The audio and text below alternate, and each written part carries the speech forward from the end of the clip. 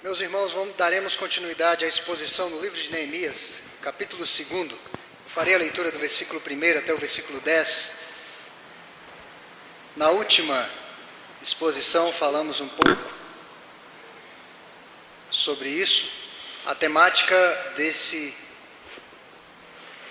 dessa primeira parte do capítulo é justamente a boa mão do Senhor. A boa mão do Senhor conduzindo a vida do seu servo. Trata-se de um sermão de 5 pontos. Nós abordamos 2 pontos na última mensagem e hoje fecharemos esse trecho da Escritura Sagrada. Neemias capítulo 2, versículo 1 até o 10 nos diz o seguinte: No mês de Nissan, no ano 20º do rei Artaxerxes, uma vez posto o vinho diante dele, eu tomei para oferecer e lhe dei. Ora, eu nunca antes estivera triste diante dele. O rei me disse: Por que está triste o teu rosto, se não estás doente?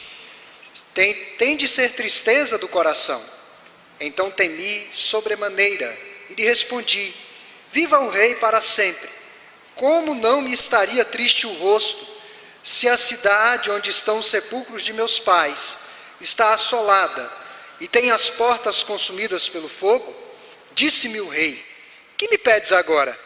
Então orei ao Deus dos céus e disse ao rei: Se é do agrado do rei, e se o teu servo acha mercê em tua presença, peço-te que me envies ajudar a cidade dos sepulcros de meus pais, para que eu a reedifique.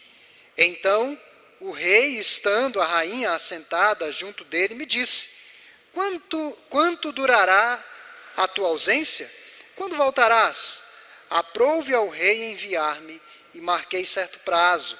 E ainda disse ao rei: Se ao rei parece bem, deem-se-me cartas para os governadores da além do Eufrates, para que me permitam passar e entrar em Jerusalém. Como também carta para Asaf, guarda das matas do rei, para que me dê madeira para as vigas das portas da cidadela do templo, para os muros da cidade e para a casa em que deverei alojar-me. E o rei mas deu, porque a boa mão do meu Deus era comigo. Então fui aos governadores da além do Eufrates e lhes entreguei as cartas do rei. Ora, o rei tinha enviado comigo oficiais do exército e cavaleiros.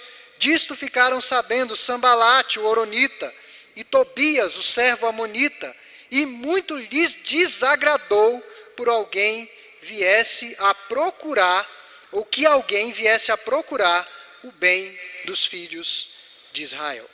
Curva a sua fronte, vamos orar mais uma vez. Pai querido, nós te agradecemos, porque mais uma vez estamos aqui ajuntados e reunidos.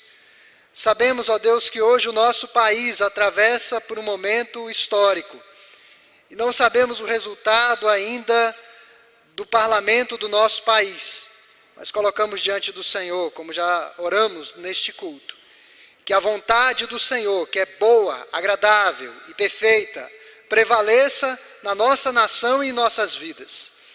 E nos abençoe mais e mais, ó Deus, nesses momentos em que passaremos depreendendo lições preciosíssimas da Tua palavra aos nossos corações. É o que nós te pedimos, em nome de Jesus. Amém.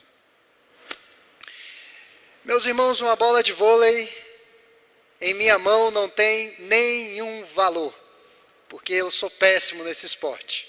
Pouco sei das regras, pouco sei jogá-lo. Então, a bola de vôlei em minha mão não teria tanto valor e não seria tão eficiente. Dificilmente alguma pessoa, depois de um jogo que eu participasse jogando vôlei, queria levar a bola que eu rebati. Dificilmente. Mas uma bola de vôlei na mão da Fabi, para aqueles que conhecem um pouco desse esporte nos nossos dias, a Fabi é uma craque consagrada da seleção brasileira feminina de vôlei. Além de muito valiosa esta bola, a eficácia dela seria indiscutível no jogo, porque ela daria suas assistências, as suas defesas, eventualmente os seus ataques, de uma forma muito eficaz. Daria um banho em qualquer um de nós que aqui está. A não sei que aqui tem algum profissional nessa área. Então, percebam que a diferença não está no instrumento, mas na mão que manuseia o instrumento.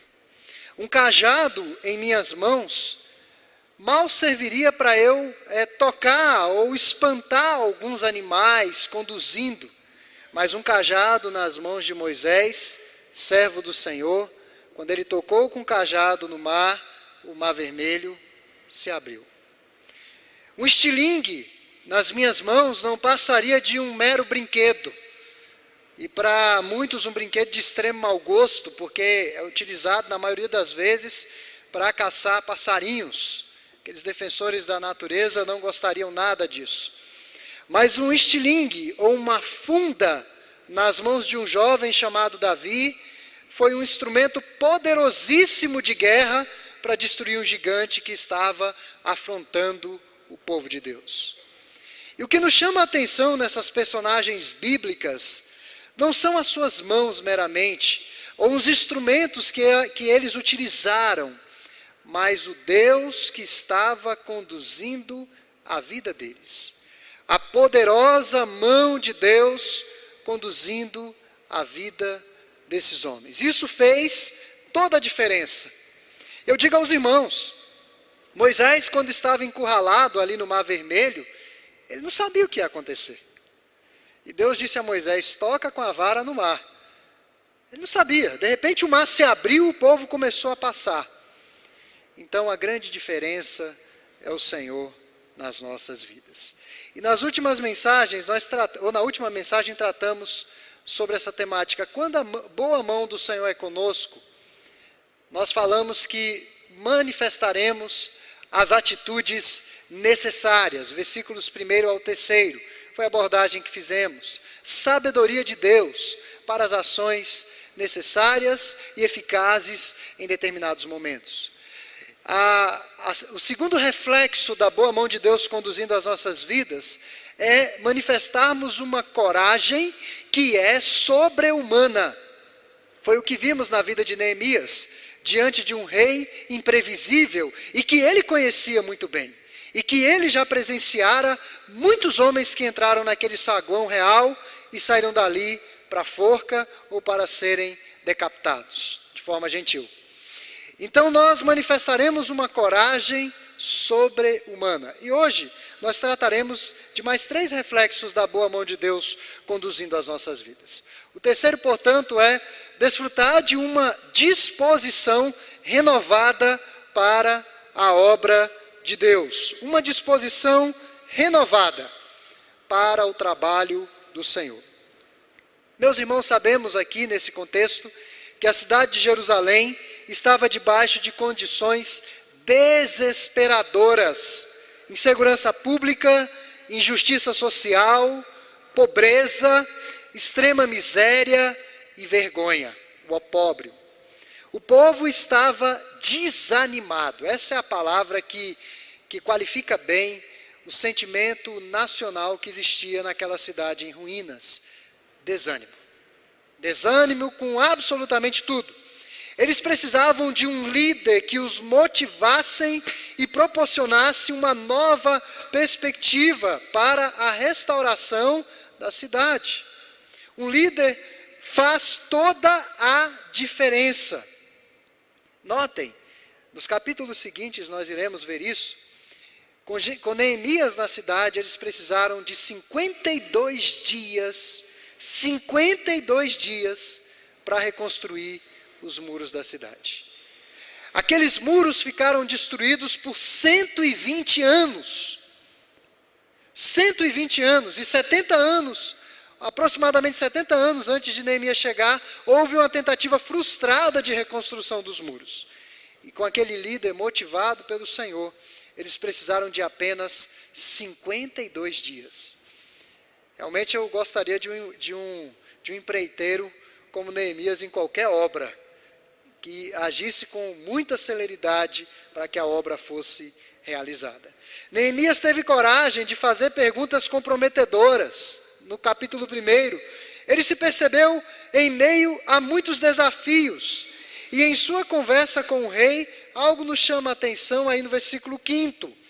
Ele disse o seguinte: Se é do agrado do rei, e se o teu servo acha mercê em tua presença, peço-te que o quê? Me envies. Eu quero ir. Eu vou à cidade reconstruir. Peço-te ao rei que me envies até a cidade. Neemias, em outras palavras, estava dizendo que estava disposto a se envolver integralmente naquela obra, de corpo e alma, na restauração da cidade de Jerusalém. E o reverendo Hernandes Dias Lopes, que é pastor presbiteriano nacional dos nossos dias, ele afirmou que os desafios à nossa volta são realmente as trombetas de Deus a nos desafiar para grandes coisas.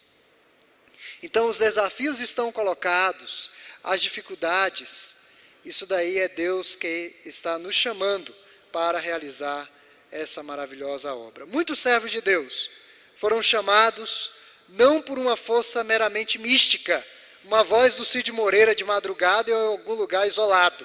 Não, mas pelo discernimento da realidade à sua volta. Perceberam que havia necessidade que alguém fizesse alguma coisa. Neemias poderia ter orado a Deus para que os anjos descessem em Jerusalém e reconstruíssem os muros, para que Deus levantasse outras pessoas para que reconstruíssem os muros, mas não, ele mesmo, pessoalmente, foi participar daquela obra. E conforme o reverendo doutor Martin Lloyd Jones, que foi pastor e teólogo inglês do século passado, já falecido, no ano de 1981, ele afirmou que quando os olhos estão abertos, o coração é aquecido, os pés acelerados, as mãos acionadas e a obra é feita. Não é apenas fechar os olhos e orar, mas abrir os olhos para a nossa volta e ver no que Deus pode nos usar.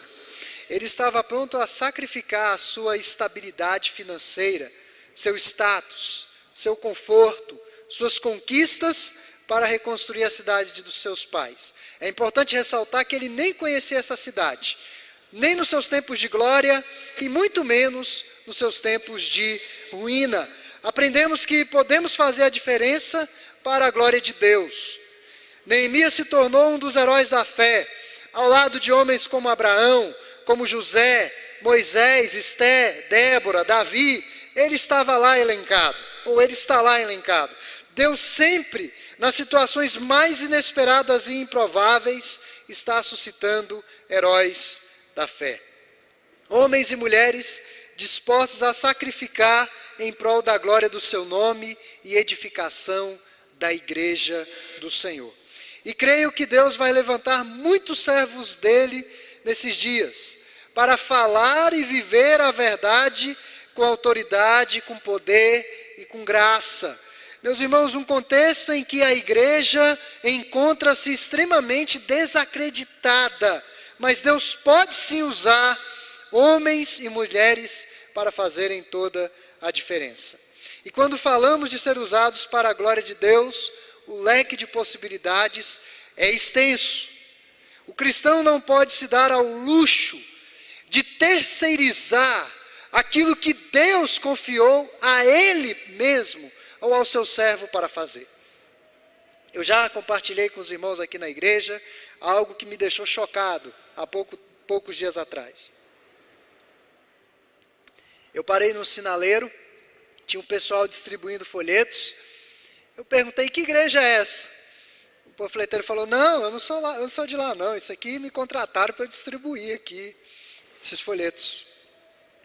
Nós temos na nossa igreja o projeto da entrega das biblinhas. E o conselho delimitou que tem de ser irmãos da igreja que efetivamente coloquem as mãos nas biblinhas e entreguem pessoalmente essas biblinhas. Os irmãos da nossa igreja. Nós não podemos terceirizar aquilo que Deus nos confiou para fazer. Deus confiou a nós. Nós não podemos delegar a terceiros. Há poucos dias um irmão querido aqui da igreja estava falando sobre isso. Que os crentes de hoje não querem se envolver e se comprometer com trabalhos braçais. A nossa igreja, que é uma igreja de classe média, normalmente contratamos quase que todos os serviços. No último acampamento, nós tivemos que contratar um buffet para servir as refeições para os jovens. Isso trouxe um certo conforto para aqueles que normalmente iam aos acampamentos cozinhar para servir aos jovens. Mas o que se percebe, irmãos, é que não apenas nos trabalhos braçais, mas na própria obra, há uma indisposição, então vamos terceirizar, vamos pagar alguém para fazer. E não, as coisas não funcionam assim. No reino, há necessidade de se envolver diretamente. Uma disposição renovada para a obra de Deus. Neemias poderia continuar encastelado no palácio, dando as ordens, mas pessoalmente ele se dispôs a ir. Além de manifestar atitudes necessárias, uma coragem sobre-humana, desfrutar de uma disposição renovada para a obra de Deus, o quarto reflexo da boa mão do Senhor nos conduzindo é que Ele proverá os recursos para que a sua obra seja realizada. Ora, se a boa mão do Senhor está comigo, Ele vai conceder todos os recursos que eu preciso para que esta obra seja realizada. A vitória sempre é possível, apesar dos impossíveis. Em todo o tempo, Neemias esteve em oração. E ele chegou à seguinte compreensão: antes de buscar os recursos da terra, ele deveria buscar os recursos da onde? Do céu. Havia se humilhado diante de Deus por 4 meses. 4 meses. E um teólogo dos nossos dias, o reverendo John Piper, afirmou que orar é pedir a Deus que faça o que não podemos fazer. Orar é justamente isso. É pedir que a boa mão de Deus faça aquilo que nós não conseguimos fazer. É perceber que não há recursos, que não há possibilidades e pedir a Deus que viabilize a execução de sua obra. Neemias precisava basicamente de 5 favores do rei, a saber, mudança política em relação à restauração da cidade de Jerusalém, ou seja, havia um embargo na obra da cidade, um edito real que dizia que não poderia haver obra na cidade. Neemias precisava que o rei revogasse esse embargo da obra da cidade. Segundo, ele precisava ser enviado pelo rei com a missão bem clara de reconstrução da cidade. Ou seja, Neemias não visualizou aqui nenhum lucro ou vantagem pessoal. Não há. Eu vou reconstruir uma cidade, uma província do império, então eu vou ser promovido de copeiro a outra coisa aqui no palácio. Não. Ele precisava de ser enviado pelo rei com uma missão bem delineada. Terceiro, cartas de recomendação. Neemias não era uma pessoa meramente sanguínea, otimista. Vai dar tudo certo. Não. Neemias era um homem que calculava as variáveis, os imprevistos, o que chamamos na administração, ou os administradores chamam, de uma pessoa proativa, ou seja, que percebe as dificuldades adiante e que já age com antecedência, com previdência, para que não possa sucumbir na sua missão. E Neemias pediu cartas de recomendação para que pudesse passar as barreiras que eventualmente encontrasse em seu caminho para chegar ao seu destino em Jerusalém. Quarto, ele precisava de provisões para a obra. E ele sabia onde estavam as madeiras, onde estava o material, quem cuidava das matas do rei. Ele disse, se bem aprouver ao rei, faze com que eu tenha liberdade, trânsito, para conseguir o material necessário para levar até Jerusalém, a fim da cidade ser construída. Não se faz a obra de Deus sem planejamento e sem recursos. Não se faz a obra de Deus dessa maneira. E eu digo aqui para os irmãos dados que são reais. Missionários que nós chamamos de aventureiros, que supostamente têm visões de Deus para uma missão num determinado país. Missionários que vendem tudo o que têm, conseguem o passaporte, embarcam no avião, posam no país de destino, sequer sabem falar a língua. E dizem que estão fazendo a obra de Deus. Sem nenhum planejamento. Sem nenhum planejamento. E é alto o número de pessoas que fazem isso. Sem nenhuma preparação. E muitos voltam frustrados com Deus. Mas a obra de Deus não se faz sem planejamento e sem recursos. E quinto, Neemias precisava da proteção para a viagem. Ele não dispensou os oficiais do rei. Ele foi a Jerusalém com uma comitiva. Neemias não poderia também, meus irmãos, deixar o seu cargo sem a aprovação do rei. Ele não poderia trabalhar em Jerusalém sem a autoridade do rei. Basicamente, Neemias pediu duas coisas ao rei: envia-me e concede-me. Basicamente, o pedido de Neemias foi esse. E há algo interessante que nós precisamos ponderar aqui em relação a esses recursos advindos de Deus. Quando nós contrastamos o trono terreno, a nossa vida de oração, nós ficamos realmente encorajados.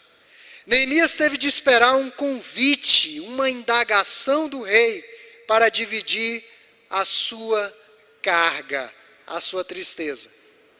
Mas lá no livro de Hebreus, capítulo 4, versículo 14 a 16, nos fala que Deus está disponível a todo instante no seu trono de graça, de favor e merecido. O rei viu tristeza no rosto de Neemias, mas Deus vê o nosso coração. Quem se aproximava daqueles soberanos tinha de ter cuidado, porque eram homens imprevisíveis no seu humor e nas suas deliberações. Mas nós sabemos que Deus nos recebe sempre de braços abertos e com um olhar misericordioso. Sempre Deus nos recebe desta maneira. Não atribuiu êxito, no caso de Neemias, o êxito das suas solicitações ele não atribuiu ao rei, ou ao bom humor do rei. Ele atribuiu à boa mão do Senhor. É a boa mão do Senhor que está conosco para nos proporcionar a proteção, a direção e a provisão que nós necessitamos. É de Deus que vem a nossa vitória. É de Deus. E nós devemos glorificá-lo por isso. Portanto, irmãos, antes de confiar no homem, nós temos de confiar em quem? No Senhor. É Ele quem supre todas as nossas necessidades e é Ele quem provê todos os recursos que nós precisamos. E por fim, além de manifestar atitudes necessárias, manifestar uma coragem sobre-humana, desfrutar de uma disposição renovada para a obra de Deus, além de usufruir desses recursos providos pelo Senhor no momento exato, na hora certa, nós enfrentaremos a oposição dos nossos inimigos. Quando a boa mão do Senhor está conosco, nós vamos ter inimigos. Não existiu um servo de Deus na história bíblica, na história humana, que não enfrentou oposição. Um servo de Deus, fiel ao Senhor, com a obra bem certa de Deus, que não enfrentou oposições. Todo servo de Deus enfrentou. Todo. E se o servo de Deus não tem oposições malignas ou oposições humanas, carnais, ele deve questionar se a boa mão do Senhor está conduzindo a sua vida. Nós estivemos no encontro de pastores e esposas no ano passado na cidade de Caldas Novas, e o reverendo Valdeci trouxe uma palestra para nós, homens, somente os homens, os pastores, as esposas estavam no outro ambiente, e muito me chamou a atenção aquilo. E ele colocou o seguinte: irmãos, nós sabemos muito bem que o nosso ministério tem um aspecto administrativo intenso, decisões seríssimas que precisamos tomar. Existem oposições humanas, ou seja, pessoas que realmente não gostam de nós. Isso é normal em tudo, em todo lugar que tem um líder, haverão pessoas que ou não gostam do jeito do líder, da voz do líder, da roupa do líder, do cabelo do líder, sei lá, o que seja. Sempre vai ter esse tipo de coisa. Mas ele colocou algo que me chamou a atenção. O servo do Senhor tem um outro inimigo que ele não pode deixar de considerar: Satanás. E às vezes nós estamos tranquilos, sossegados, uma paz imensa no coração e sentimos uma opressão maligna. Uma opressão maligna mesmo, pressionando a nossa vida, trazendo tristeza, trazendo desânimo, trazendo falta de perspectiva. E o reverendo Valdeci colocou algo que eu achei interessante. Ele disse: nessas horas nós precisamos orar mais.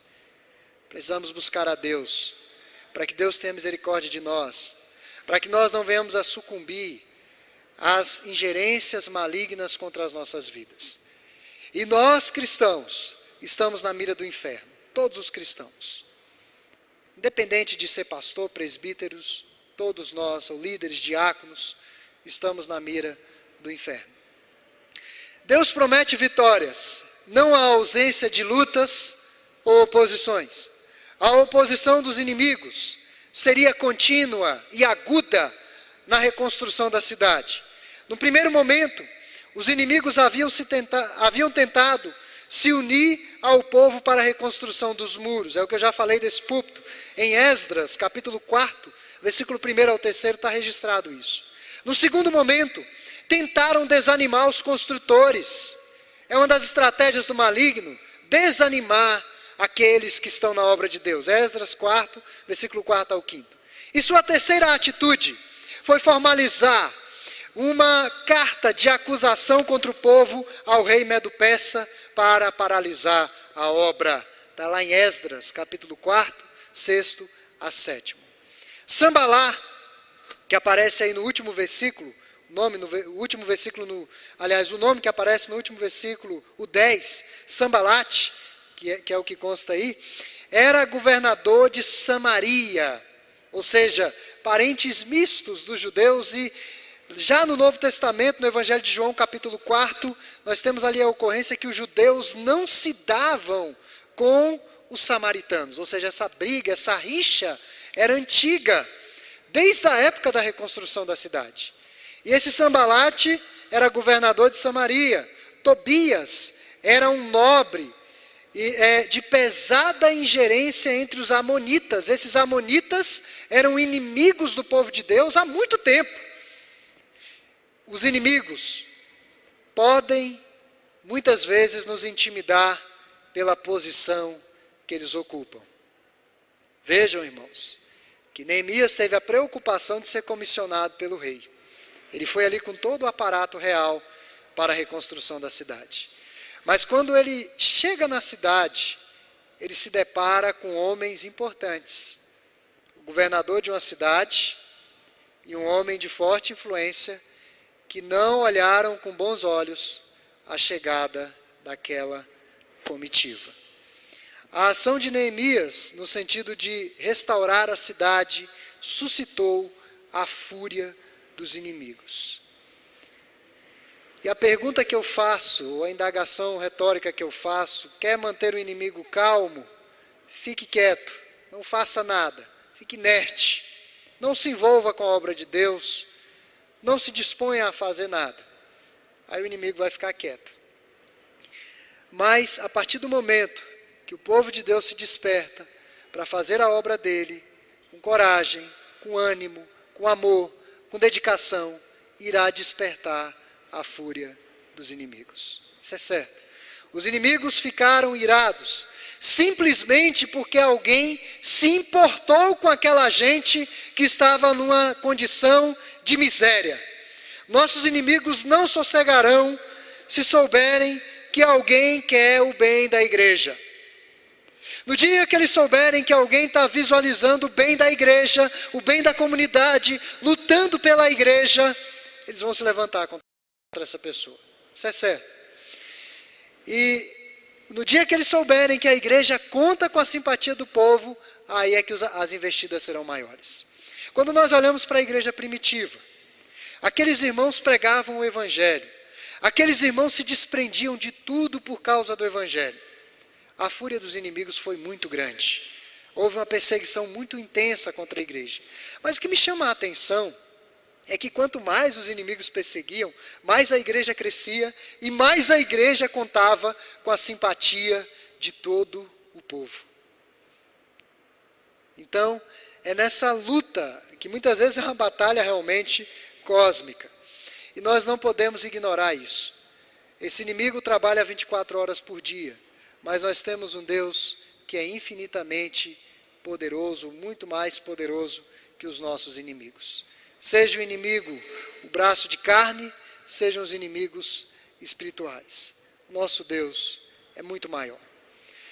E no Evangelho de Mateus, o Senhor Jesus nos disse que as portas do inferno não prevaleceriam contra a sua igreja.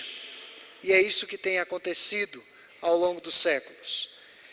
Em alguns momentos a igreja se encontrou sonolenta, desatenta, e Deus levantou um homem, uma mulher, que fez toda a diferença. E dali, aquele ânimo tomou conta de toda uma comunidade. Meus irmãos, o desafio que fica para nós nesse último ponto é enfrentar a oposição dos inimigos de Deus debaixo da proteção de Deus. É ser um elemento poderoso nas mãos de Deus para motivar outros cristãos. Lá em Hebreus capítulo, se eu não me engano, no capítulo 10, quando o autor aos Hebreus fala de congregar, da necessidade de congregar, o que me chama a atenção ali é que ele está dizendo que nós precisamos nos estimular uns aos outros, ao amor e às boas obras. Precisamos nos envolver mais e mais na obra de Deus, nas coisas de Deus, para estimular uns aos outros mais e mais ao amor e às boas obras. A igreja realmente precisa estar unida no Senhor. E concluindo, quando a boa mão do Senhor é conosco, nós manifestaremos as atitudes necessárias e equilibradas, manifestaremos uma coragem sobre-humana, desfrutaremos de uma disposição renovada para a obra de Deus. Deus proverá os recursos que precisamos para o seu trabalho, e o que faz parte dessa benevolência de Deus para conosco é enfrentar a oposição dos nossos inimigos. Isso daí é inevitável.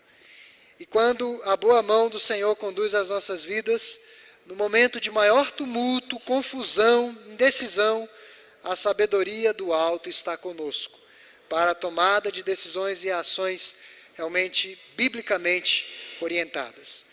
E quando nós estivermos amedrontados, surpreendidos ou perplexos pelas circunstâncias difíceis da vida, que realmente, irmãos, possamos recorrer ao nosso Deus.